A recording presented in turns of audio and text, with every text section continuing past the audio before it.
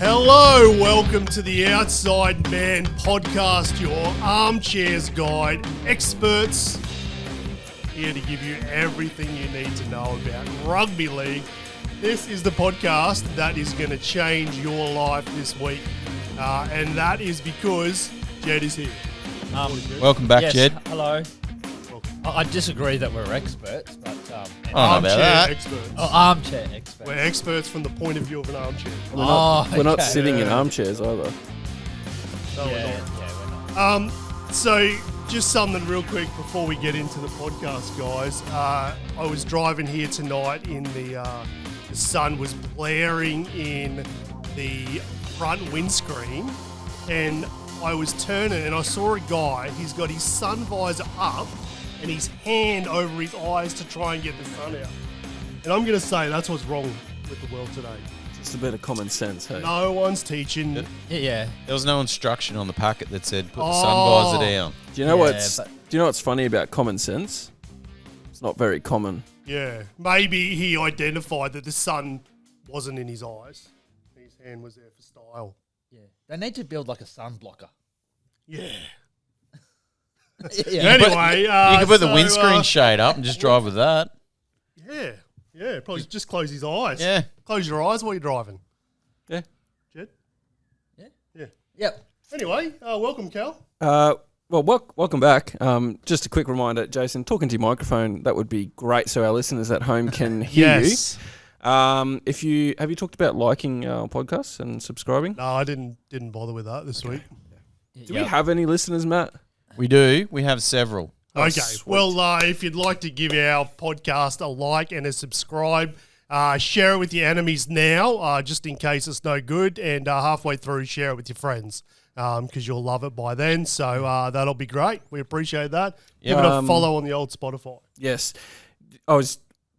Prior to you saying that, I did say welcome back. We missed you last week. Thank you. Just want to know, we put your tips in for you. One of the games we tipped Melbourne over Penrith for you. Did you adhere to those tips? No, I didn't because, as you would know, I'm a long-time Penrith fan, and Penrith were always going to decimate the Storm.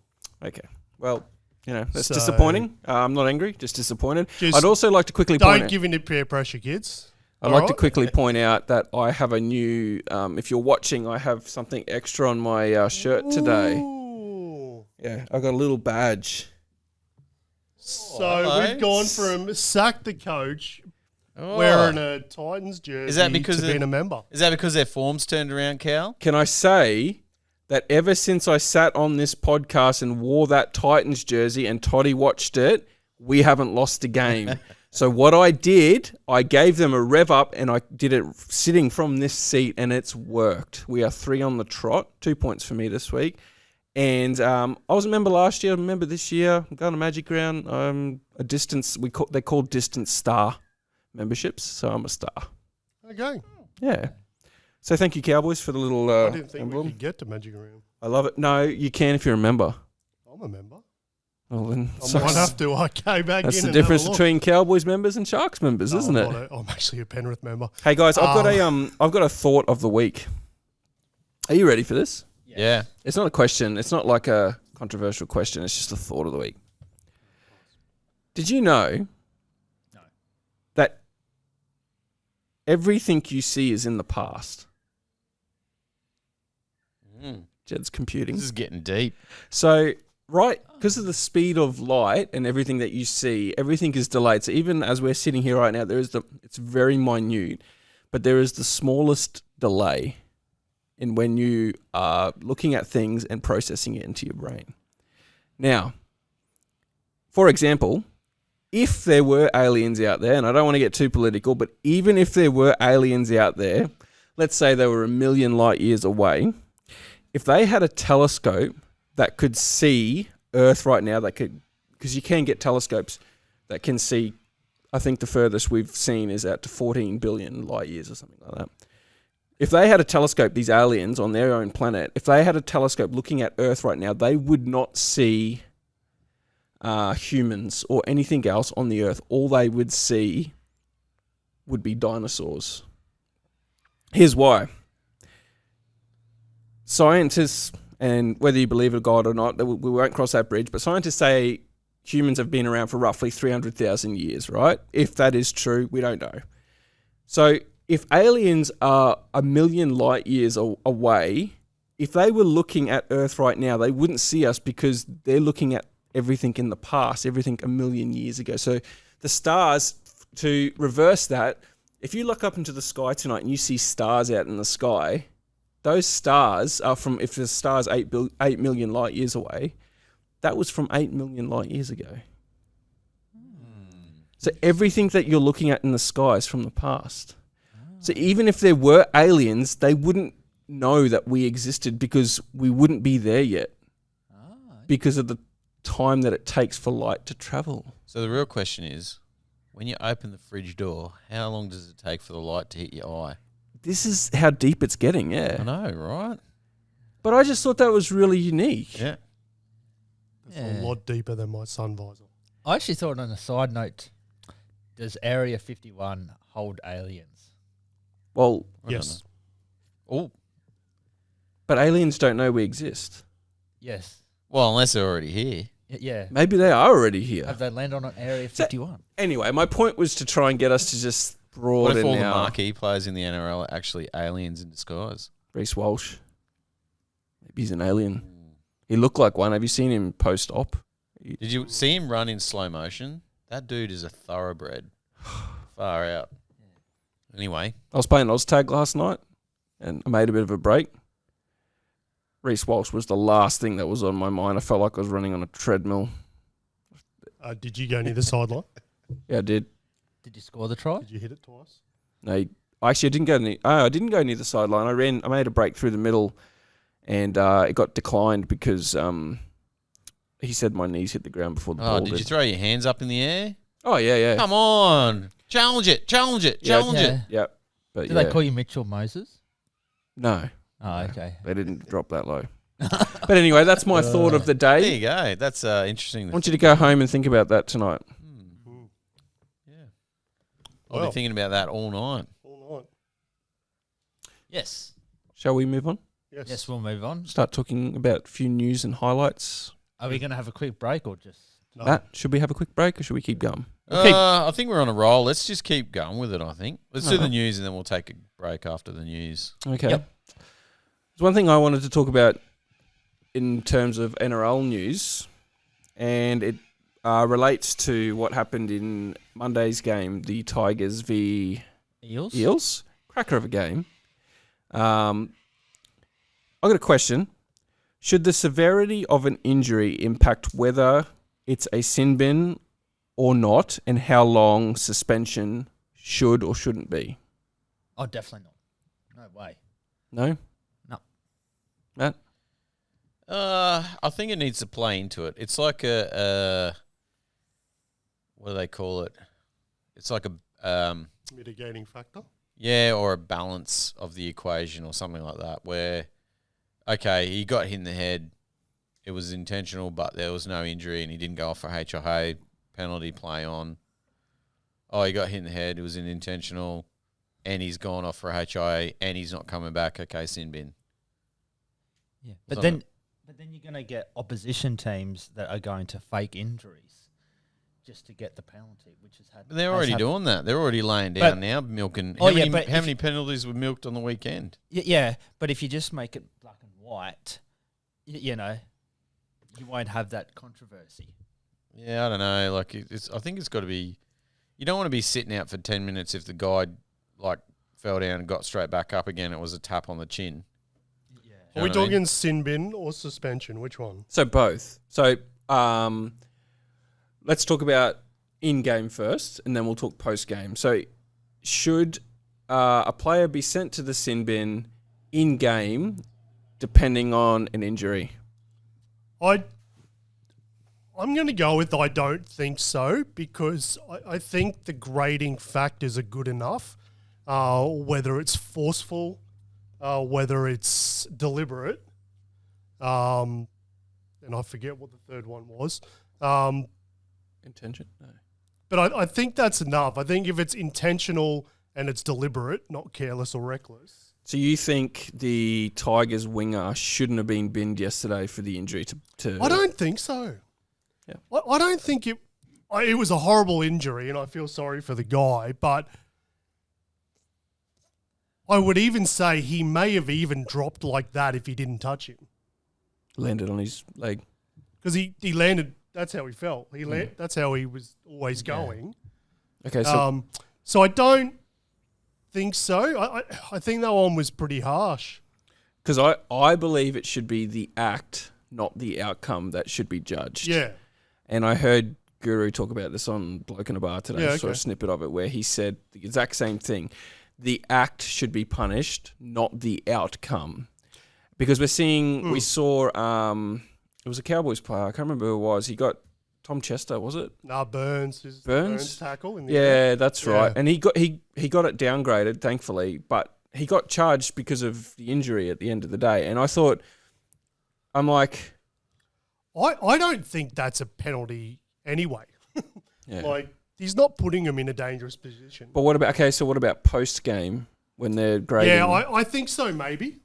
Yeah. So if I think so, maybe in that case, because in that case, it's if you've got, say, just because I'm a Sharks player, Nico Hines, and he's going to miss 10 weeks from an injury, yeah. I feel the consequence should add up to the detriment to what's happened to the club that's been injured.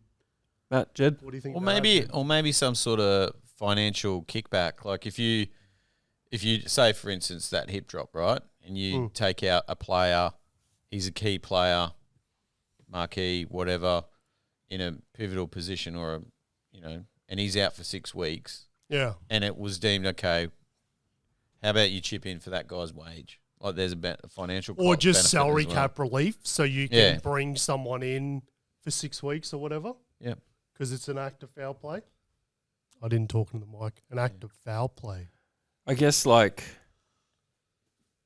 does it get muddy with injuries to players if they come out later on and said, "Oh, this player A sustained that injury because of this tackle here," even though clearly it didn't look like it. Do you know what I mean? Does it Yeah, get well, the muddy and thing we could look muddy? on that is Keon apparently had an MCL issue that no one knew of. Mm. And he's come out and said, "Oh, it's my MCL. I've been working with it all year." So if he gets done and his MCL goes, Yeah. it could have went anyway. So what if he came out and said, "Oh, this happened in round 2, player XYZ. It was the hip drop that he did on me then that it wasn't picked up back then." Do you know what I mean? It could just get messy if that you happens. can't go back. Oh, yeah, I hear that, but you couldn't go back. I reckon with the way that teams exploit rules, I reckon there'd be attempts to do that. Do you think anyone is intentionally doing hip drops now though? I think the hip drops that are getting charged now are nowhere near what the hip drop rule is. The one on the weekend, who was that? There was a couple actually. That There was I one in saw, the Tigers game, one of the Tigers, and I was like, I think it was Appy. And he wasn't letting go, putting all his weight on it. He's just got swung around from the tackle. And how do you stop that? How do you stop getting swung around? You just let go. Yeah, But then your brain's got to react in an instant to do the opposite to what your body and your muscles are trying to do. They said in the Ryan Couchman or the Kenny one, they looked at it and said he had enough time to pull out. And I couldn't see that. The Couchman one, That's why Couchman got 4 weeks and Kenny got one. which was beyond ridiculous. Ridiculous. Yeah, that. So I think essentially what we're saying is in game, no. That's what I think. Post game injury status should be taken into account. I'd like to hear what our viewers have to think. we one all- of you legends that are listening in, put down to what you think. I'd love to know if you agree with what we're thinking here. Yep. Have you got any news that you want to touch on? There's one more bit, but if you got any, Matt, that you'd like to... I think what I'm going to talk about will just come up when we review the games. Sure. So I'll probably just wait till then, really. Got anything, Jace? Not news. I got a little controversy later. I just wanted to talk about quickly Ricky Stewart. Oh, yeah, Ricky, Sticky Ricky. Now, I think this popped up a year or two. I think it was not last year because the Raiders did so well, but a year or two ago, 2 years ago, maybe 3 even, when the Raiders weren't doing so well. Oh, we've got a young team. We're going to lose a few games. Well, Ricky doesn't get spoken about much in the media because the rhetoric is that he's got lots of support within the media. Do you know what I mean? Like he's got lots of mates in the media. And the Raiders have started 1-4 this season after finish minor premierships last year. And there's two ways you can look at it and say, well, they've got a bit of grace because they finished minor premiers last year. Or you could look at it and go, they finished minor premiers last year and they're 1-4 to start the season. How come there's no pressure on him? And Ricky Stewart's name hasn't been said once. I mean, right now in the news, well, Seabold's gone. Shane Flanagan, Todd Payton's been in the news, even though the Cows are now 3-2. Do you think certain coaches get away? And Wayne Bennett, I think you mentioned when we were chatting before, Matt, Wayne Bennett kind of gets away with a bit of heat as well.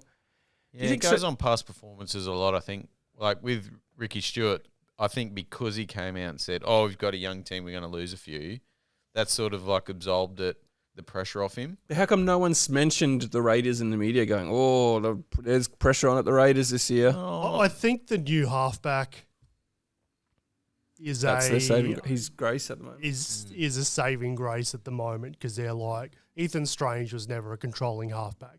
So he's not going to take control. And they lost, Fogarty was a very cool head. So I think that's what's given them a bit of grace at the moment. But, I mean, if you go, Ricky, he coached a Roosters side that went through, which wasn't actually his team. He just inherited. But apart from that, he's done nothing. He nearly destroyed Cronulla. What has he done? Yeah, he destroyed Para. He got a minor premiership. He did the right. I think he did the right thing at Para, getting rid of all those players. Yeah, but then he just upped and left when Canberra said, "Hey, look, Ricky," and he's like, "Oh yeah, I'll jump on that." Like, I think the media does play a massive part in it because you look at how much media is around the Broncos, right? They've been in the media. Like, obviously, we're in Queensland; they're a Queensland team, but they're not doing that bad. They're not doing awesome, but they're not bad. But they're still, Payne Haas is leaving. Oh, Reece Walsh is, doom and gloom. He's out for 6 weeks, 8 weeks. Oh, there's trouble in the Broncos. Oh, Gordon Tallis comes out and bagging Broncos. I think it is sensationalism, a lot of it. And it does sort of like, I think the media saying things then does put things into motion as well. If you know what I mean? Like they're sort of like foreshadowing it. They'll be like, if they're in the media for 2 weeks, Flano this, Flano that, he's going to get he needs to go, and then they get some high profile media people out there. Oh yeah, Flanagan. Oh, he's lost the change room and whatever. And then the club will be like, oh, it's all in the media. Oh, okay, well maybe we need to think about letting him go. I don't think the care factor at Canberra is enough to drive news. That's a good point. The care factor in Brisbane around the Broncos is like it gets clicks. It's like love and hate, like absolute, like they hate them and everyone's cheering, and they love them and everyone's cheering. It gets clicks online. Yeah, that's it. And same with Sydney, and Shane Flanagan's obviously got a checkered past, and they love to put some pressure on him. And I think again we've seen it this week with Gus Gould on Channel 9. Like whenever the heat gets put on. Well, there's virtually no heat on Cameron Serrato and the Bulldogs. Like, we saw it with the Bronson Cherry thing. Like, he should have been playing centre when Crichton went down. We'll talk about that. Yeah, but I'm just saying that the actual media, like with Gus Gould. Gus is a magician. Because he's in the media as well. He knows how it works. He's swaying it. Like, whereas, there's who's on the Broncos side in the media? It wouldn't surprise me that he made the Cherry thing up to take the heat off Serrato. Deflection. Yeah. Yeah. Although moving the chess pieces around the board. Although, Matt, with that, isn't it funny that News Corp owns like 51% of the Broncos? Why is that funny? Well, not funny, but ironic, I should say. So you reckon they might be intentionally doing it to get the clicks and sell the? It's not a bad thought. News. Yeah, I'm just saying. Yeah, that's not a bad thought. Follow the money, Jed. Yeah. Follow the money. It is a business at the end of the day, hey? Yeah. Yeah. We should start a conspiracy podcast. So, to finish off the topic, the three most under pressure coaches right now, Shane Flanagan, number 1. Yes. I would have Cameron Serrato, number 2. Yeah, but I think he's been consistent enough. I don't think Yeah. I don't think he's under. Not as much as. They're going to be, after this week, they'll be 2 and 3, won't they, the Dogs? You could say that Bellamy's under pressure. He just signed for another 2 years, and they've lost, what, 4? I think the Dogs. I think Serrano has another 3 in year a row? regardless. So they'll be 2 and 3, and they've had a bye as well. So they shouldn't even. They should be on 4. Like yeah. I don't know. I think. I mean, the other reason why they're under pressure is they are the second worst attacking team in the comp. Dragons have scored 68 points. The Dogs have scored 69 points this season. Yeah, but you bring in Adam O'Brien, the worst attacking coach last year, as your coach, and then you wonder why your attack's not working. Exactly my point. Cameron That Sherraldo, that was Serraldo's decision. He should be under pressure for that. That's ridiculous. It's a dumb decision. I completely agree. That's what I'm saying. I feel like he should be under pressure. Okay, well then let's go. Shane Phone again. Just a slight change in note for those Supercoach fans. My team is. I'm actually under a lot of pressure. You're dead last. I'm dead last. Yeah. I'm ranked 50,000. Yeah. So you're having a rough time. Yeah. Did anyone see there just quickly that Tom Jenkins from Penrith have scored more tries than like Dogs and Dragons. Dogs and Dragons. Not combined, but between both teams. And he's still on a development deal. 80 grand a year, apparently. That's all. So it's just Flanagan under pressure. Yeah. No, I think anyone Yeah. that's not in the top 4 Fair will enough. be under pressure. The only one, like, Josh Hannay probably won't be for a while because they're going to give him a year at least. I don't think Craig Bellamy should be under pressure. No. I think Bellamy is under pressure, not from losing his job, but performance. And he's just going to drop everyone. What in about reserve Christian Wolf? The Dolphins will get to that game, but the Dolphins were so bad. They were absolutely terrible. And they look like they're getting worse. All right. I don't think they were that good last year. No. They put on some points, but they really weren't good enough.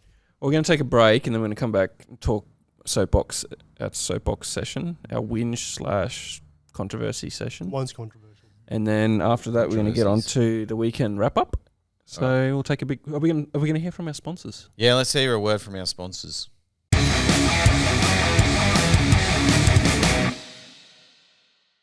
Hey, Cal. Hey.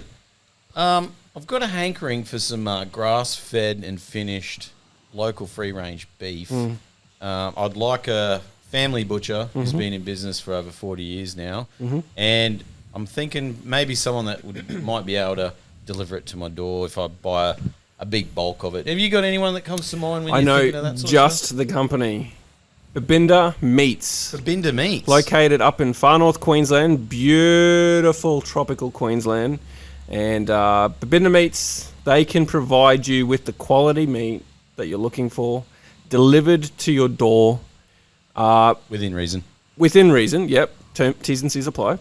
But what you can do, if you're unsure or you have a bit of an interest in this, give them a call. Matt's going to pop the number up on the screen with the website. When you call, you might chat to the man himself, Mr. Tootie. He's the owner-operator up there. You might even get Mrs. Tootie, Wendy, lovely Wendy. Or you might even get Mark, one of our good mates here on the Potter, friend of the show, Mark. And or one of the other great stuff they got up there. I can attest, like I said last week, it is the greatest meat on the planet. They grow their own cattle. On the planet. And real meat, succulent steaks, rocky road that you will just melt in your mouth. Black Russian roast. What if I'm in town and I'm hankering for a meat pie? Do they do meat pies? Drop down, say hello. Oh, there you go. You've heard it first. You've heard it here. Drop in a Babinda Meats. Just outside of Innisfail. You've been too, haven't you, Jed? Yep. Tootie's meals that she does, I can testify they are like if if you're short of a meal or just want a quick meal for dinner, drop on down, and like lasagna and all that sort of stuff. Did you just call it lasagna? Yeah, because it's awesome. I'm so sorry to any of the Italian listeners that we've got. No, but in all seriousness, lasagna. Lasagna. In all seriousness, thank you to our sponsors, Babinda Meats.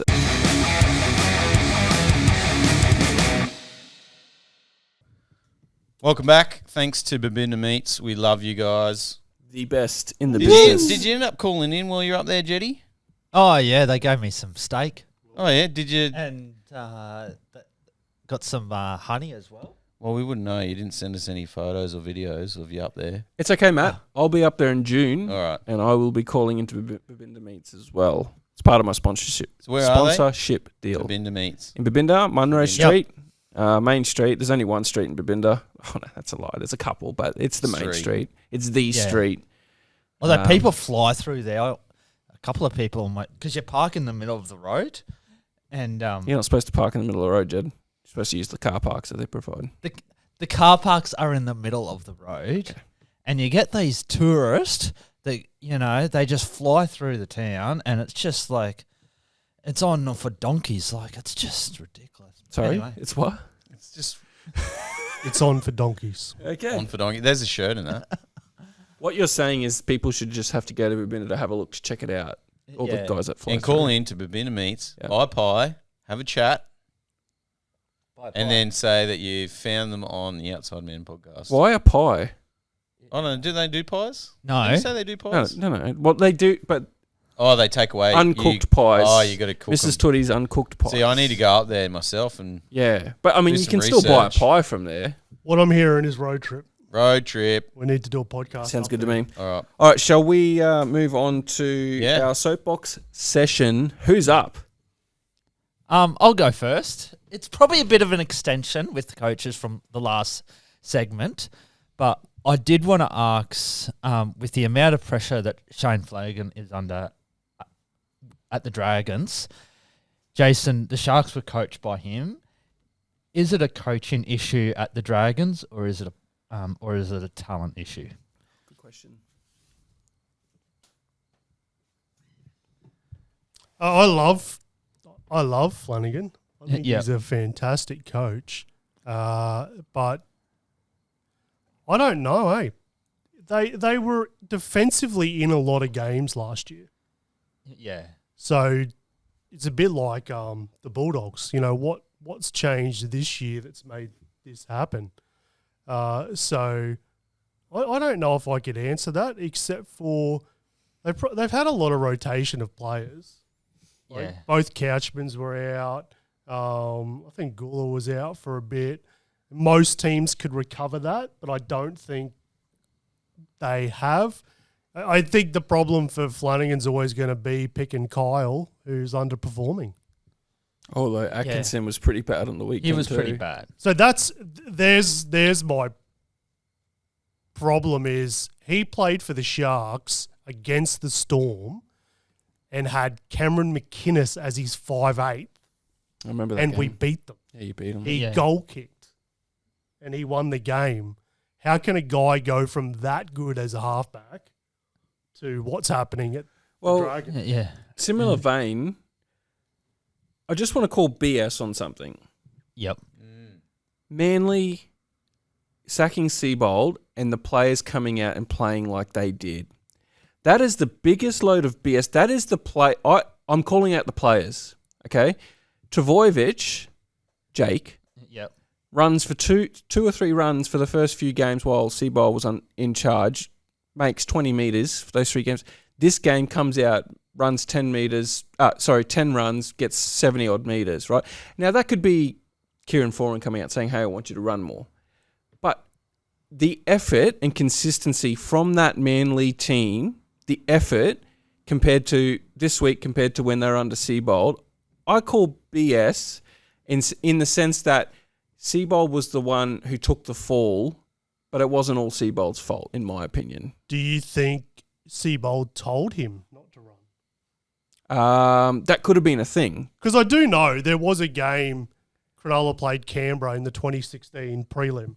Yeah. And Shane Flanagan sent a message down to Fafita and said, do not run the ball because we lost Paul Gallen and Wade Graham. And he said, I just want you to tackle. So Fafita didn't listen. He ended up running for 200 metres. I'll probably talk more holistically. I used him as an example, but I'm talking about that whole team. Yeah. If they played like that for Seabold in those first 3 weeks, Seabold would still have a job. It was their way of saying, hey, stuff you, Seabold, we don't want you anymore. We're going to play terribly. Basically, they tanked. They tanked to get rid of their coach. And I'm just like, I think that's the gutless way to do it. I think you come out and say, hey, we're done with Seabold. We want him sacked, rather than tanking to get him sacked. That I just call BS. I don't like that. That's a personal gripe of mine. So has Shane Flanagan lost it? Well, that's why I'm bringing it up. Are the players tanking because they don't like the way Flano's coaching? I don't think. Well, I don't know. Like, I don't think Gutho would do that. I don't think. Maybe I don't even think Leilua would do that. I think he's been around long enough to. Leilua's rubbish. Want to put some effort in. What about Su'a? Su'a's been playing well. Yeah. Yeah, I don't know. I think they're just trying to gel. I will say... I watched that game. I rewatched it because I was watching it, the Cows Dragons. I watched it at a distance because I was out, but then I went home and watched the replay because it was the Cowboys. The effort from some of those Dragons players was... Which ones? Oh, okay. Well, Val had a shocker. Just not there in defence. In attack, he wasn't doing his usual hard hit-ups and runs, putting the effort in. Daniel Atkinson, he kicked out dead 3 or 4 times, and now once or twice you can say, no, he's just gotten it wrong, but 3 or 4 times, it's like, mate. Gutho in attack, instead of wrapping around and using speed to sort of create the overlap, he was sort of kind of just jogging around there, and see how we go. So maybe they're just past it. Maybe not Atkinson. Yeah. Atkinson, you could probably think, hey, maybe he's just trying too hard. Because the other thing that puts me on that frame of mind is post-match press conference, Shane Flanagan was like, I don't have the answers. I've got to find them real quick. Usually the coach knows what's wrong. He looks like a broken man. Like he was like it looked like a man who was like, I don't know what else to do with this team. Because they look good against the Dogs. They almost beat them. Yeah. The Dogs are rubbish, we know now. But That's a good point. They weren't in that game. To answer your question, is it the players or is it the coach? Does it reach a point where the coach is the easiest person to sack, right? Rather than 30. Yeah. It's Once easy you to sack the one. coach, then the next step is the players. Yeah. Yeah. I don't think it's Flanagan. He's too good a coach for that, right? He is. And he's dropped significant players before. Val's obviously injured still. He must be.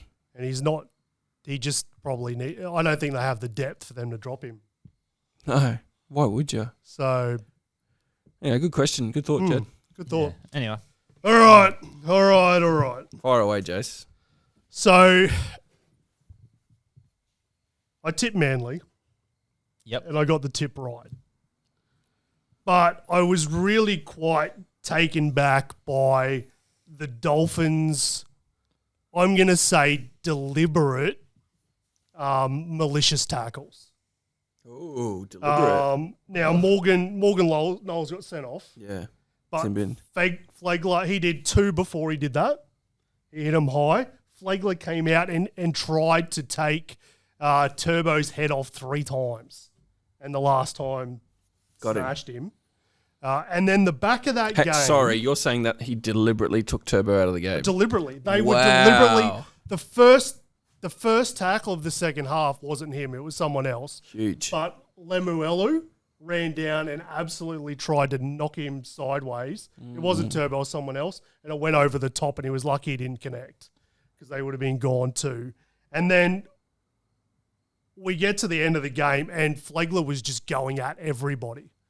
And I have lost what the thing was, but I really think they should have sent 3 or 4 players off.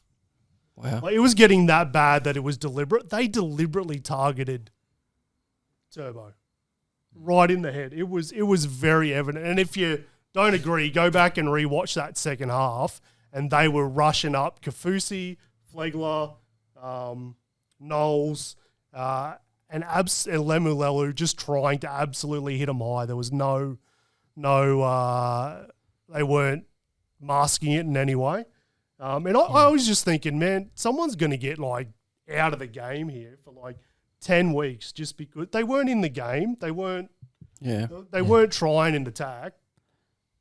But, yeah. Because, I remember, I think it was the 2008 grand final. Michael Crocker took out Brett Stewart. I think it was. Remember that? Do you remember that? Oh, there was a grand final where the Manly fullback got taken out. So, yeah, it's one of those things where... Like, Jed, you're going back 18 years, mate. Oh, sorry. All right. So just for a little taste... Sorry. I'm sorry. Just for a little taste, Kobe Hetherington, dangerous tackle, 69-minute mark. Yeah.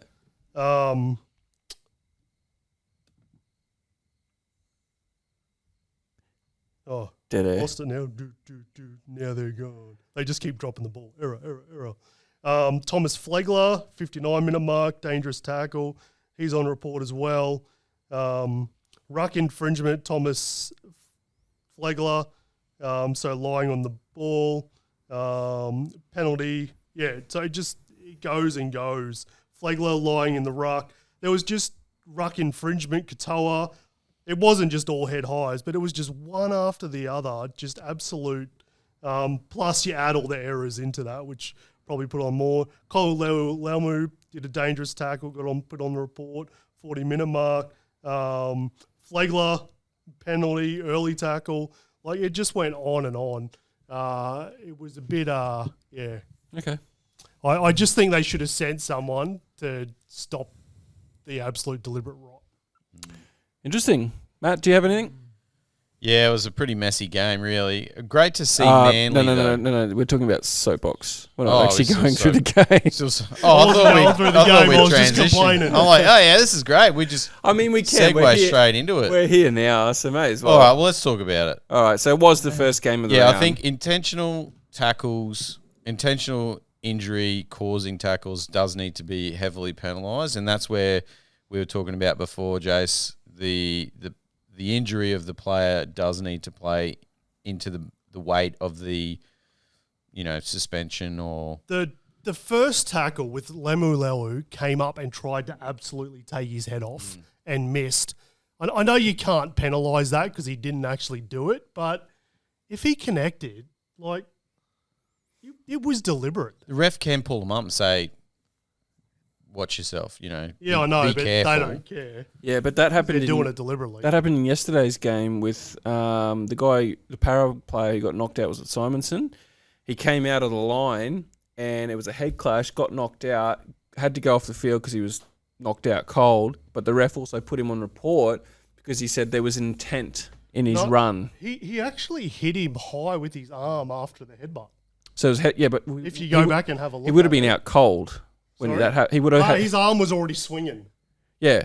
But if you listen to the instruction from the ref, he's like, because he raced out, there was intent. So that's all they need is a racing out for them to declare. Got 6 weeks for that.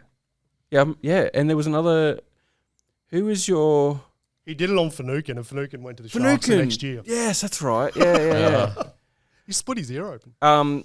So Dolphins. Yeah. So we are into our weekend wrap up. Which buttons transition? Manly won 52-18. 52-18. It was in Redcliffe. 18 points. There was a try scored in the 70th, 72nd, and 74th minute by the Dolphins. So there's some junk time tries. It was pretty much 52-0. It was 52-0, effectively ending the Dolphins' season. There was a couple of them games this weekend. Great game for Manly, though. They did not let up the entire time. Good win for Foz too. He's one of the elite novice coaches now, or debut coaches scoring that big of a game too. Yeah, but you also talked about the Manly side showing up. These stats kind of more suggest, and watching the game, they definitely did, that the Dolphins just were not there. We're terrible. They got the ball, dropped it. Manly got it and then gave away a 6-tackle set, and Manly scored. And that was pretty much the entire game over and over and over. The Dolphins had 20 completed sets in an 80-minute game of footy compared to 42 completed. So they had more than double the amount of completed sets. And they only had 38% possession too. Well, yeah, that is possession, yeah. So that's 42 sets to 20 sets. Let's go down to errors. Where are we? 14 errors to the Dolphins, 5.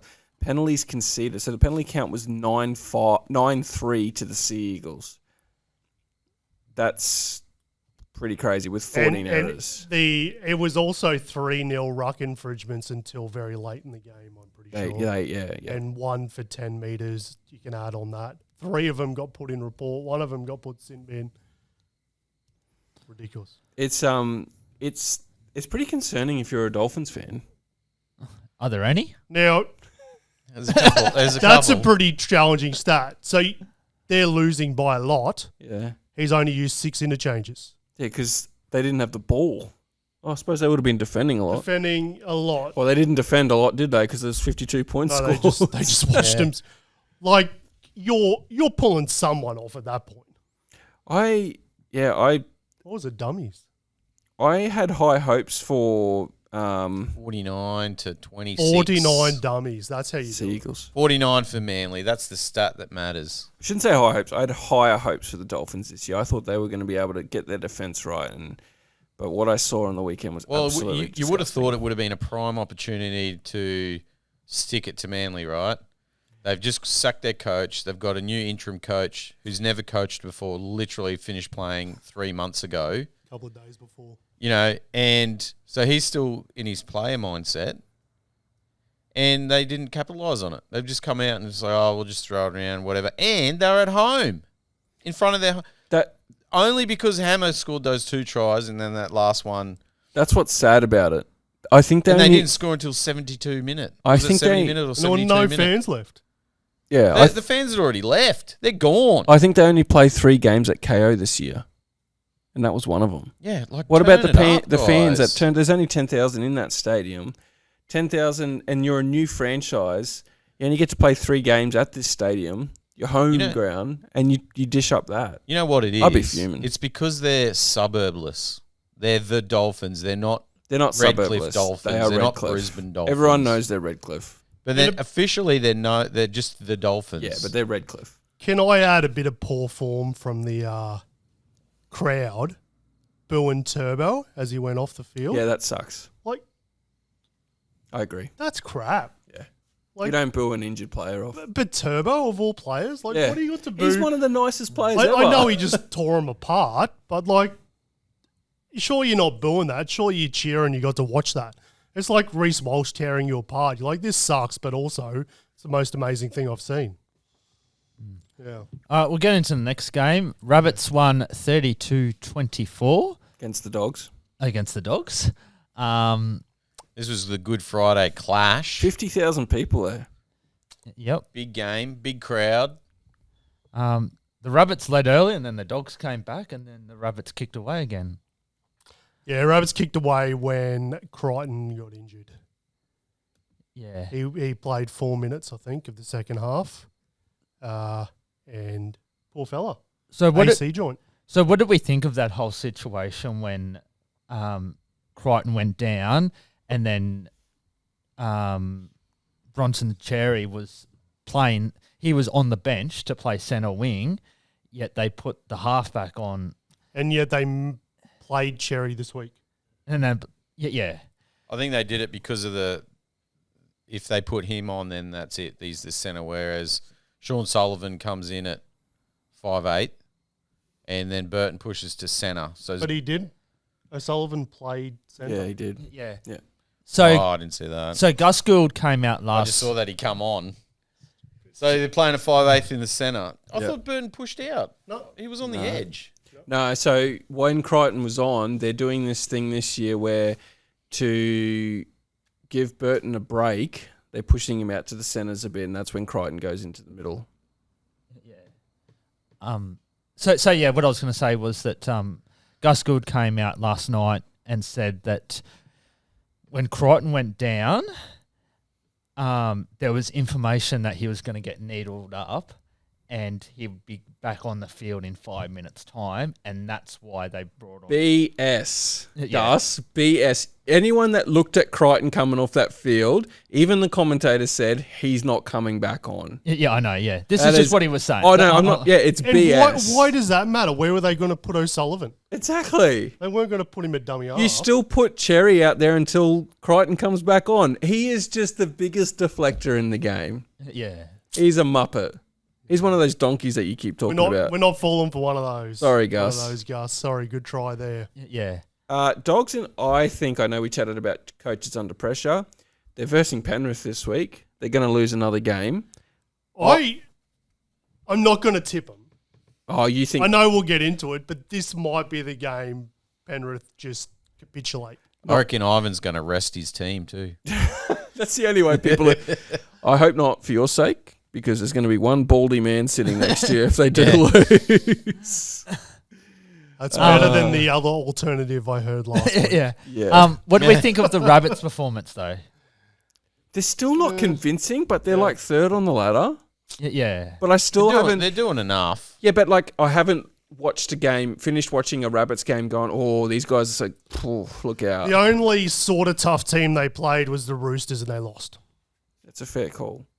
It's a fair call. So I'm not convinced. I'm saying this for for Rabbits, for Tigers, although they beat the Roosters, they didn't beat anyone else that was half decent. But then, look at the Storm. So I don't know. So, yeah, the next game was Panthers beating the Storm 50 points to 10. Ending the Storm season. Yeah, this was a demolition job. What? Demolition. Demolition? Demolition. Demolition job. Demolition. The Storm got demolitioned. Oh, I love your work, Jed. I don't think Dalmatians had much to do with it. I'm sick of. I've run out of words to describe the Panthers. They're next level this year. Next level. They're on their own. That's- They're on their own plateau. That's offensive to them. Are they better than the 2020 squad? Like, All you've got to do is look at all the different try scorers. So it's not like, and he did, but it's not like just McLean ripped him apart, and he did. But like, then you've got Freddie Lussick in there. You've got Luke Garner. You've got Toto. You've got Edwards. 8 different try Like scorers. Liam Martin, who's on the other side. Like, Do you know what the salt in the wound was when they pulled Nathan Cleary off at the end, Melbourne? It's like, hey, they hadn't hit 50 yet, and they're like, all right, we're going to pull Cleary off, and I bet you we're still going to end your season here and now. And they did. Yeah. yeah. Actually, with Freddie, how do you pronounce his last? Lussick. Lussick. He's like one of those players. Any other team, like he's played with the Warriors and Roosters, just an average player, and you put him in that Penrith team, and he looks like a world-class player. well, because they don't need anything from the dummy half. Yeah. All they need him to do is pass the ball the right way, which yeah. sometimes he didn't know. And I would argue this Penrith team, with how good they are, if you were to put them in an Origin arena, they would probably win. Can I, something that I've just noticed on stats, look at the average set distance. So I know they scored 50 points. Defence won them this game, and I can prove it. Melbourne completed 34 from 36. So they didn't make errors. They completed at 94%, better than the Panthers, but their average set distance was 32 metres, Melbourne, and the Panthers was 44. They completed 34 from 36, but each one of their sets, they only made 30 metres. So they ground them out in defence, and then the points came. That's what's most impressive about it. Yeah. That stat could lie, though, because it could mean, like, Panthers aren't kicking it very far. No, but you could say that if you didn't watch the game. But Nathan Cleary is renowned for kicking to corners, making them come out of their corners, making them come out of the corners, making them come out of the corners. Have a look at the kick return meters. The Storm, you're right there. 86 kick return meters 86. to 318. Crazy. So they did to They just kicked the Farlogo corners. what the Sharks did to Kinney. Yep. We bombed it to Kinney and tackled him as soon as he got the ball. Yep. Gave him no time Shut to him move down. at all. Their game And I plan think is that's not what you gotta hard. do. It's make 40 metres in our set, have the best kicker in the world, kick to the corners, line speed, get down there, make sure that whoever's running the ball back gets tackled within that little corner of the field and make them work their bum off. And then they're so tired when it comes to defence. Melbourne Storm are so tired when it comes to defence, they just run through them with simple attacking plays. I'm pretty sure Melbourne won the penalty count. If you want to talk about a well-oiled machine, what I will say is that for the Melbourne Storm, if I was a player, I wouldn't like to be a fly on the wall. Like, yeah, but what does Craig say? oh yeah, but like, Well, Craig said it's defence. Defence is attitude, and if you don't have the right attitude, you can play reserve grade. Because they Yeah. completed at 98. He can't go in there and say, hold the ball, you ding-dongs, because they completed at 96%. yeah. So, you're right. He's going to say, But they also didn't do well, like fifth tackle options, etc. they missed 34 tackles, which is not actually that high. And I reckon a lot of those tackles are due to fatigue towards the end of the game. Well, Panthers they missed shut down. 19. They shut down the fullback. Munster didn't really look like he had much direction for a lot of the plays there. Like he started going left and then went right and then got tackled with the ball. Because they were Like how often fatigued. how often do you see Munster do that? And If you read these stats and don't look at the scoreline, they're pretty even. you think really. this is 6-0. I disagree. Probably not 6-0, but most stats are pretty even. Like Except for that minimal kick errors. return. Yeah. Like missed tackles are probably a bit high on the Storm side. 34, But that's not that 19, high. but 40 to 50 is high. 34 is okay. Yeah, but 40 to 50 19 is is high. exceptional. So, 14 ineffective is not crazy. It's no. not high. And like I Panthers said, undefeated premiers. Matt, most of those missed tackles would have come towards the end when fatigue was high. Yeah. So, as you said, Panthers undefeated premiers. I had a look at the best team to go undefeated in the modern age is the Storm. They won 21 games. yeah, which wasn't even a full season. Yeah, that's 21, I think, or 20. Yeah, I remember that. Yeah, so Just impressive. Penrith, I mean, look, it's a long season, and if injuries pop up, we'll see what happens. But dare to say they now have depth because of last year. yeah, absolutely. All right, Cowboys winning 32-0 down at Cogra. Game of the round, this one, and At Cogra. at Cogra. What's wrong with that? No, I'm just saying. Oh. Dragons lost at Did you home. see? So there was only 8,400 people there. So Cogra isn't Wollongong. So Cogra is like It's only 10,000. 20 minutes from Cronulla. Yeah, it's only a 10,000 Yeah. seater anyway. It's near Rock. My point was, with 10 minutes to go, there was only about 4,000 Four there. people. And They were walking out in drones. And they were booing. Yeah. They were booing the Like team. you got to be a pretty solid fan to go to Dragons v Cowboys. I know the Cowboys turned it on, but yeah, What do you mean, solid fan? like it's not. You wouldn't go there thinking it's going to be the most entertaining game in the world. Well, thankfully, it wasn't a sour, 6 p.m. Sunday night game. The Cowboys actually turned on some attack, which is actually really nice to watch. I was most impressed with our defence. Yes, the Dragons weren't throwing everything at us, but I was most impressed that on those consecutive sets on our line, when we were a man down, I'm sure Ruben Cotter went to the bin to make the game spicy. Yeah. what was he thinking? That challenge is absolutely ludicrous, but I'm sure he did it to go, you know what, let's just mix things up a little bit here, give him a chance. But I was most impressed with our defence during that 10 minutes and then also the ability to keep them to 0 towards the end. Because you're talking about a team that still gave Melbourne a run for their money a couple of weeks ago, the Dragons. They gave the Dogs a run for their money. Haven't been great since those two games, but... Just going back, could it have been a coaching masterclass? Hey guys, at some point we're going to have to play with 12 men, so we're going to get Cotter sent off so we can have a bit of a practice.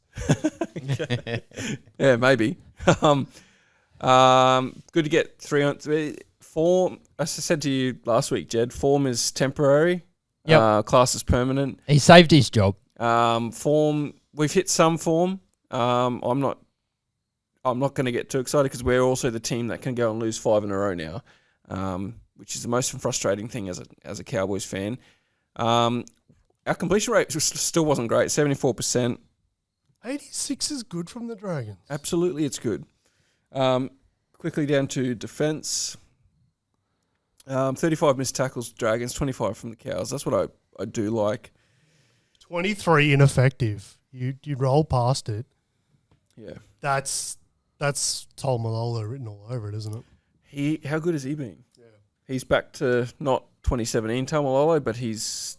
I said to you last year, I said when he was missing, I said he adds leadership that they just don't have. Yeah. I think he's great. Our line speed was really good, which says it's an attitude thing. Line speed is defence, which is an attitude thing. So but also, Dragons didn't throw enough at him to tire him. Absolutely, yeah. Fatigue wasn't a factor for us. So we did make 13 errors compared to their 9. That I would like to fix. But 0-5, Dragons, hey?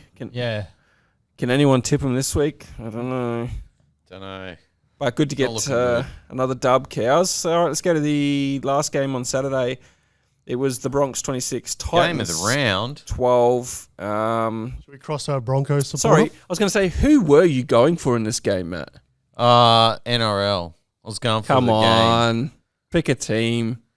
You're a Cowboy. You're a Titans fan. Cowboy. You're a Titans fan. Yeah, I don't know. I'll just flip a coin and that's who I go for. I don't know. Yeah. No, I was going for Titans, of course. Of course I was going for Titans. And the Brisbane Titans. Or was it the Gold Coast Broncos? I can't remember. It was all right, the game, don't you reckon? It was all right. What I will say is that the Titans' attack looked pathetic at times. I know that they tried their absolute hard out, but I think we did pretty good to hold them to 8 points at halftime. Oh yeah, but the first half, their defense. But I could cook a better casserole than their attack. you probably could. And then I've heard good things about your casserole. Okay, yeah.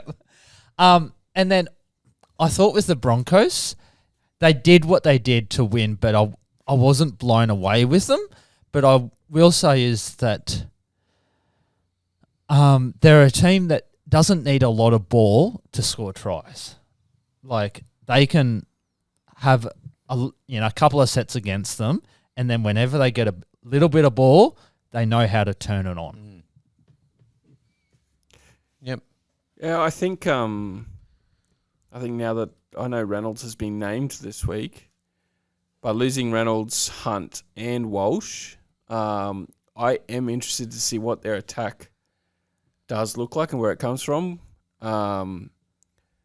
Reynolds, if he's named, I'm interested to see. Hopefully he plays, because the Broncos attack without Reece Walsh, we haven't seen that since mid last year when he was injured. He missed 6 games last year. Yeah, well, it was the start of last year. I think it was similar injury, actually. So I'm interested to see what that looks like. But you're right, Jed, in the sense that, you look at their tries here, 48, 53rd and 70th minute, 42nd, 48 and 53. That's when the game got just after half time. I don't know what happened, but just after half time they came out, they put those 3 quick tries on in the space of 10 minutes, and the game was kind essentially of over. Out of reach, wasn't it? Yeah. The Titans, I would say that they're probably still slowly getting better. It's slow, but I still think they're slowly getting better. I think, Matt, what's going on with Tino? I don't know. He was a bit like himself. He was a bit better this game, but he did have a couple of errors. I don't know. I don't know if he's just not putting the effort in because he wants to activate his player agreement for next year, and but he's still got it in his contract that he can leave whenever he wants. Yeah. Did anyone see the old touch judge on Reece Walsh there? What was going on there? Yeah, he didn't want to give it, did he? I think he was just enjoying the moment. Someone as much as that guy loves Reece Walsh. I thought he was saying out, but he just didn't get his flag up quick enough. He's like, out. No, he's like, what are we going to call it? I didn't see it. No, he wouldn't have seen it because the Titans player was in front of him anyway, but I think he was just impressed at the run. I tell you what, if he scores that's close to try of the year. Oh, yeah. If not try of the year. I don't know. I think just running around the outsides. What? We've seen some better tries than that. What? He just ran down the field and scored a try. He beat your whole team. I There was think another one. the McLean break, I think, was better, where he palmed off 4 players. Yeah, I think that was a better Oh, try bastard. because he actually had to earn it. But I did think it was amazing. So you didn't think Reece Walsh earned that? If it goes down as a try, he doesn't earn that. Not as try of the year. Oh, 100% it would have been. It was a great try. It's a try that only superstars can score. Well, you look at Only the Reece Walsh slow mo. scores That dude is absolutely flat out. Like he's the fastest man on earth. That Who? guy, Reece Walsh. Oh. Gado Carr's been dropped. Pretty to look at. And those I don't know people that about that. said the Titan supporters think that try was not a forward pass have got their eyes painted on. Like that was forward. I didn't think it was. But you can see that he passed it before the line and he caught it afterwards. But Jed, Momentum. If you're running at full speed and you pass the ball is going. Do you know Newton's laws? Yeah. For every action, there's an equal but opposite reaction. Not quite that law, but one of the other ones. If you're running at, Thermodynamics. if you're He's running, right, you're wrong. Gravity is down. if you're running at full speed and you throw a ball, its momentum will drag it forward. But if you look at I thought he passed it out of the back of his hands. But you can see that he actually had to reach forward to Yeah, grab but it's it. But out momentum, of the hands. it's out of the how he's hands. thrown it out of the hands. If it's out of the hands So backwards, we can't do a Callan freeze frame and say, look, he passed it here and caught it over here. It's what does the hands say as they pass it? And there is Well, what about the ones that don't get called forward when they're not running flat out and it still goes 2 meters forward? Because there was about half a dozen of them. They're diabolical. they're bad from calls. last year. Yeah, that happens every game. Anyway, It was just a critical one. In Look, this. Just- I'm right. Yeah. Some teams get away with it, and others don't. From now on, I'll try and get freeze frames where the hands are actually facing forward and he throws. Yeah, the show me pass. the hands. Show me the hands. No, but I did think the Titans did get jibbed on that. I thought it was a I backwards think what's pass. even worse is the Broncos scored their first try of that thing straight Which after that. You could argue because everyone's like, oh, they scored. Yeah, but you could have still defended that try. Yeah, I know. Yeah. I think more of a hard luck. Momentum. Sunday, 5th of April, Sharkies 36, Warriors 22. The win the Sharkies needed. Think so. I thought it was a hard-fought victory, though. I don't think the 36-22 does it justice. I think it was a lot more even game than that. But, yeah, good job for the Sharkies. I fell asleep. I was a bit disappointed when Callan Thanks, Jed. had a go at my side for being gifted the. Oh, what a I didn't gift of a try. I didn't take the bait, considering it was, I think it's an 8-1 penalty count he to the took Warriors. the bait, all right. Ero, that try has been called double movement since I can remember. His hand was on the ground and he gets up and he... 100%. But how good was Will Kennedy, though? The GOAT. Man, The you goat. cannot get rid of that guy. You've got to keep him in He your is team. the GOAT. My 12-year-old could have run through that gap. That's how big it was. Did it twice, man. Twice. Same gap. Only superhumans can do that kind of stuff. All right? Forget Reece Jed Walsh. could have even run through that I gap. actually think it was a pretty good contest. I thought so too. I didn't see what the completion rates were, but I thought it was pretty good. I wasn't too upset. 80% to the Sharks. Obviously, I didn't really care too much better. Very even. Yeah, no, I was happy. Our attack looks slick. Does. Nico's on fire. Nico ran for 130 metres or something. He was playing centre, basically. You conceded a few penalties, though. We always concede a few penalties. Kale Ero looked the best he's looked all season. Like, in fairness, like, he was up against Simi, Sasangi. who's a second rower. No, that wasn't that. against the Raiders. That last week, for this, and then he was up against Herbie, I think. So he's had a pretty tough opponents until now. So, yeah. Warriors stumbling a little bit, but interestingly, they've only been stumbling since Luke Metcalf's been in the team. Now that he's out again, I'm interested to see if it all goes around this. The attack goes around Tanner Boyd again. See how they respond. Because he just I was just going to comment on that. Like he just ever since his injury from last year, he's just not the same player. Well, it'll take some time to get back into it. Yeah, I think he needed a few. It's easy to say in hindsight that he needed a few weeks Like in reserve grade. reserve grade to get back to it. But I mean, he's a proven first grader. So There's nothing. most of the time you shove him back in, but I think he needed some time. But anyway. Good win by the Sharkies. Good to get back in Was the... it 10-1 penalty count? Yeah. Tell me you want the Warriors to win. They didn't even bother. They didn't even bother evening it up, and then 4-2 inside 10 meters, which is obviously all us. They let you have that Euro try, so there you go. That's the even up for you. They'll let the Warriors have their tries too. Yeah. All right.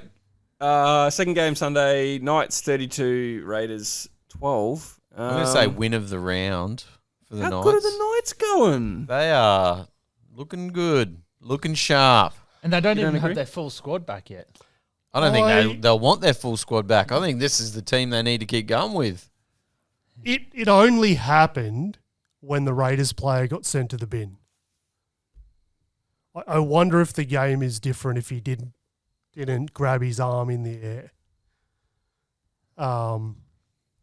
So they were down by 6, or it was 6-all or something when he got Dom Young scored. sent out. Dom straight Young after scored, the which send-down. killed me.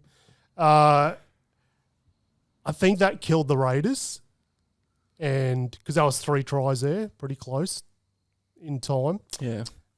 So I don't know. I think that was a big penalty in terms of this game, and I think it might have turned out better for the Raiders. They were obviously gassed in the end there. I'm not as convinced by the Knights as most people. What I will say is that I actually think that Newcastle, yes, there might be teams that have bigger crowds, but they are the most passionate supporters in the NRL and actually know more about the game than any other team base. Doggies fans would argue with you. Newcastle sold out their stadium all last year when they were crap. Yeah. They're So, amazing. They're And good. mind you, they have capita per ratio, because I looked this up after you put that post up.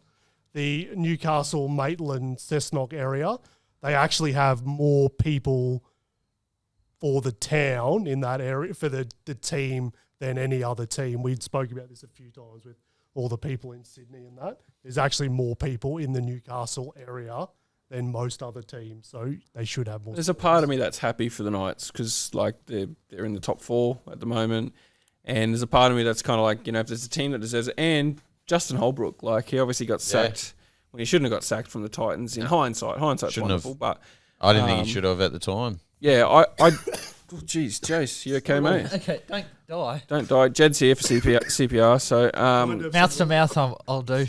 no, but I'm genuinely impressed with the Knights and Justin Holbrook. I think he's proving that, yes, they might not be flawless, the Knights, as you're saying, Jace, but what he's done with this team from dead last is pretty impressive. I rate him as a coach very highly. Yeah, so Well, done, Knights. everyone had written him off, really. Yeah, absolutely. I had him as my spoon, I'm So pretty did sure. we all, I think we all did, didn't we? Or I did. Dragons.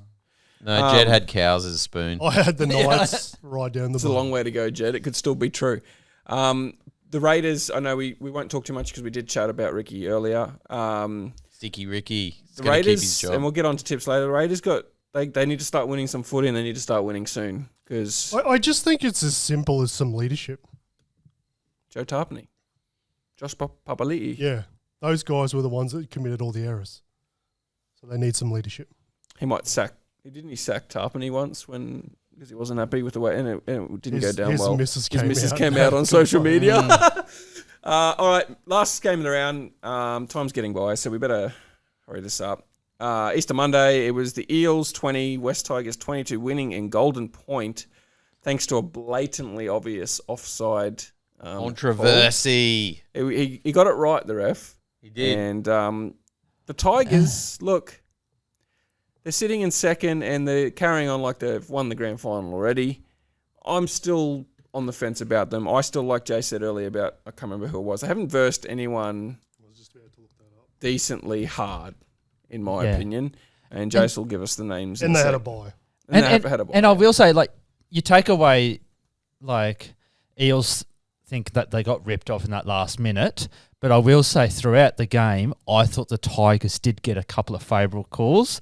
there was one with about, I think, 4 minutes to go, and the Tigers player was standing backwards, but it was clearly a knock-on, and then I think they almost scored the same set. I just thought there was a couple of calls that definitely went the Tigers' way, and I tipped the Tigers. Yeah, Mitchell Moses let us know about it.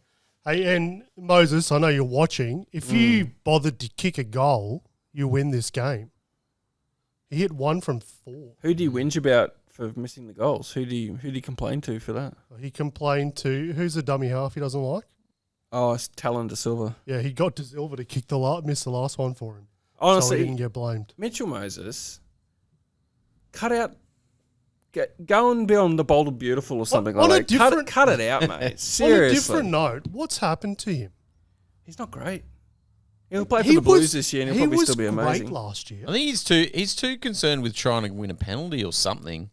So it's not as bad as it seems, but the Tigers lost.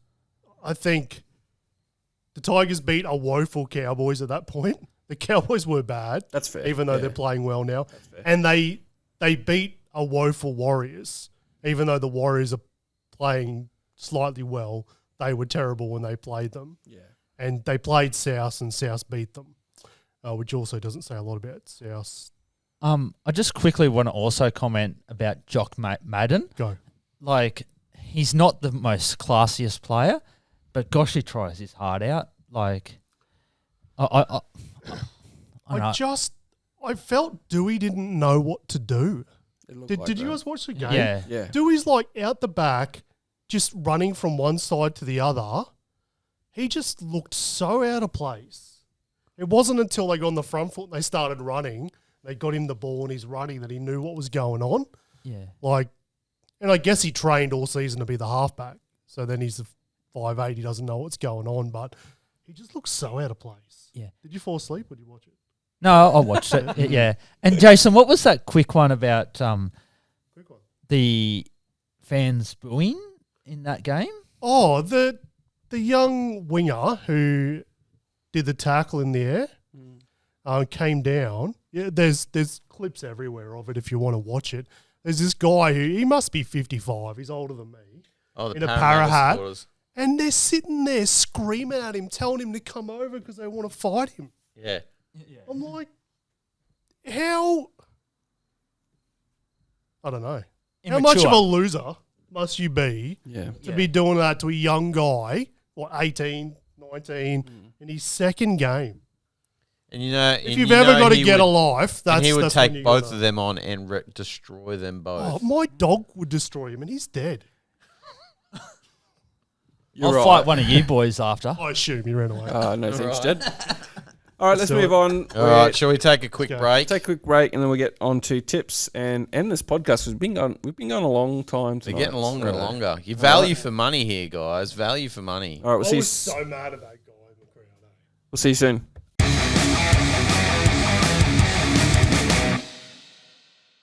Tipping. Isn't that a town in China? Probably. Taiping. Jed, get your mouth off the microphone, mate. Gosh. You don't move these, do you? These mics around? No. Why the mic smells bad? You've been licking them, have you? You should smell my farts. I have. I smelled your burp just before. Oh, really? Yeah, because you went burp. You burp at me. All right, guys, welcome back. We're going to do some tips this week. Quick update on Frosted the tips. ladder. Currently, Jed's still up the top. How is Jed still I on don't know. top? He's on 24. Jed's got the worst record for tipping in the world. Jed won. Jed tipped the Broncos to win the comp last year. When everyone else Where are you thought getting they your were tips getting from, wooden Jed? spoon. He's on 24. You can't just be making these up. Jace is on 24. You're level with him. You just got a poor margin. I'm now in third. I've dropped a spot. I'm on 23. And El Nacho Porto's on 22. So this is 24, 24, 23, 22. Can We're I close. just say that I got 6 out of 8 right Well done, Matt. on the weekend. Can I I'm just- coming back. I'm closing in. Can I just say, when I tip Manly and it says, what points should you do? I had it on 30, and then I'm like, no, it can't be that. And I should have held. All right, Thursday night, 7:50 p.m. The Dogs are at home at $5.80 against the Panthers, who are $1.14. I will be tipping Penrith. Penrith, but Penrith. if you got some sneaky pocket money, I can lend you. might be worth. Matt, worth who you going got? with the Dogs. Oh, Penrith for sure. I don't think the Bulldogs can pull a rabbit out of the hat here. It's a bit like you just tip Penrith until they lose. I think that's the best And way to then do you it. keep tipping them. Yep. Currently, they are 97% tipped. Friday, 6 p.m, the Dargans, $2.90 against the Seagulls, $1.41 at Wynn Stadium in Wollongong. I will be tipping... Is the honeymoon over for Foz already, or can he do it again? I don't know who to tip. All right, Seagulls do it again. Because the Dragons have been poor, but they haven't been that far off. I'm going to tip really. Manly because Turbo looks amazing. Yeah, I'm going to tip. Is he I mean, back? Is he He's been back. named for He's this been week? named. Yep, he's fine. He passed his HIA Yeah, he could have come Alright. back. straight away. Yep. Yep. Manly, Matt. Yeah, I think. Well, Manly, you can't. Yeah, you Manly. Can't tip the Dargans. All right, Friday, 8 p.m, the $1.64 Bronx favourites at Suncorp against the $2.26 Cows are gonna do 'em. Cowboys. I'm going to tip the Cows too. Cows are going to do them. No Reese. When no Reese Ben was Hunt. out last year, the Broncos didn't win a game. And Cowboys are hitting form. I'm telling you, they're looking good. Get your That's that GF tickets Suncorp. Are you now. going? No. We should totally go. Jed, you got some I'm savings? just trying to work out Yes, why I the do. Bronx are Let's go. favourites. Like, so not Sold just slight favourites, they're decent favourites. not Friday even night ahead at of them on Suncorp the- Stadium. That's why they're favourites. Okay. Penalty Broncos, don't you remember? Yeah, I think I'll tip Penalty Broncos. I wild, don't know. apparently. Life Broncos choices. It's not a life choice, mate. It's just a tip. It's not that serious. You want to go tip Broncos? No, I think I'll tip Broncos. Make sure you do. All right, Saturday, 3 p.m, $1.53 Rabbits taking on the $2.52 Raiders. I think, this is in Perth, by the way. Double header. I think the Raiders get this done. I have tipped the Rabbits. Yeah, I think Rabbits. I think Rabbits as well. Cool. Sunday, 5:30, $2 Sharks at home taking on the Roosters, Perth. $1.85. In Oh, Perth. sorry, in Perth. The Roosters are favourites, $1.85 to $2. I've tipped the Roosters. I think with Really? the week off and the Holy mackerel, The yes. Sharkies have, what's the word for not having a lot of energy? Whatever. Haven't had a lot of energy lately. Gassed. Gassed. I think the Roosters fought back to them. Are you sure, Jason? Didn't you have a I've go already at done it. someone recently for not tipping their own team? When they thought they would win. When they thought they would win. Yeah, right. I honestly think the Roosters will win. Yeah, I'll How tip do the- Roosters. How do the Sharks travel? Oh, we've won In in a plane. Perth. With We beat the Roosters in Perth every with time their we played. suitcases, Matt. Yeah, they travel in a plane, mate. In a plane. Yeah. Not all the time. Be long. Yeah, I think I'm thinking the Roosters too this week. I think the week Yep. off will be a I just think benefit. the bye was a good. But Sharks are looking so good though. I've tipped Roosters. You should come around, Jason. We'll watch it together. No way. Don't. When you say things like that, Jed, no one wants to come over. You can Don't come say it like that. If anytime. I've tipped the opposition, I'm not watching it with anyone. Saturday, 7:35. The Storm, 11th place Storm, Storm have to win. $1.36 Warriors, $3.19. I am tipping Melbourne to get back into the winners' circle. I've tipped Melbourne, but I wouldn't be surprised if Wars turn up and win this I feel game. like the Warriors have a good record against Melbourne. If you want to go and upset, I think the Warriors is a good call. What? Yeah, I'm going to go for the Warriors. Especially with Metcalf out. Wait, That what sounds made you bad. say that, Jed? They've lost the last 2 times they've played, the Warriors. They won 1 year. In that Anzac Day thing, and it was Yeah. a big deal. I think And they that's won what in we're- 2011 in the prelim. Yeah, that's not exactly... You said, I feel like they've got They a good... won a preseason game. A prelim. Go the Titans. You said, I feel like they've got a good record against the Storm. That's 2 games in the last 15 years is not a good record. No one has a good record against the Storm. Yeah, no one does. For Penrith. Sunday, 2 p.m. Actually, Titans have a good record against Storm at Suncorp Stadium. Okay, mate. Eels versus Titans at Combank. $1.60 Eels, $2.35 Titans. I like how you just dismissed me then. Look it up. Look how many times Titans have beat the Storm at Suncorp. But Matt, it's such a random stat because why do they play at Suncorp? I don't know. It was a game. I think it was 2016, or it might have been 2015. We beat them 38-36. Back when Matt Rogers was playing. Well, how good was I'm Matt gonna, Rogers? I'm actually... It's actually Conrad Hurrell who scored the try, the game-winning try in the corner in the last minute. I'm going to tip the Titans because I Titans for the win. I hate Mitch Moses. I tip Titans. And I feel like Titans have got a good record against You should the Eels. tip Eels, Jed. Don't say that when you've got nothing to back it up. No, I know that they've won at Combank before. Righto, Jed. Righto. Righto. Titans for the win. All right, last game is Tigers versus Newcastle. Get on your horses and go to the game. This will be a game of the round, I reckon. Tigers $1.66, Knights $2.23. Last year we would have said, this will be a bludger, but I don't think it will be. Sunday afternoon, Campbelltown Sports Stadium. I can't tip past the Knights. Oh, I think it'll be a bludger. But I've tipped the Knights, but gee, I don't know. I'll probably change that. I'm going to tip the Tigers because they're playing at the 8th wonder of the world. I thought that was Leichhardt. That is Leichhardt. This must be the ninth wonder of the world. Yeah, look, coin flip for me. I think the Knights have been having better wins than the Tigers. Although, when's Luai back? Is he coming back this week? Back? I don't know when he's back. I think it's like next week or the week Couple after. of weeks. Yes. Yeah. I don't know. I think Knights are hitting pretty good form at the moment. Although, yeah, look, I don't know. Coin flip. Knights for now until I change my mind. That'll do us this week, gents. That'll do us if you're still there. Thanks so much for hanging around with us. You must have liked it. Wicked it. So share it with a friend. Thanks for liking it, Michael Ennis. Liked it. And give it a share, give it a like, give it a follow, give it a subscribe. I hope you enjoyed that as much as we did. We'll see you next week. Get on the footy. Have a great life. Have a good life.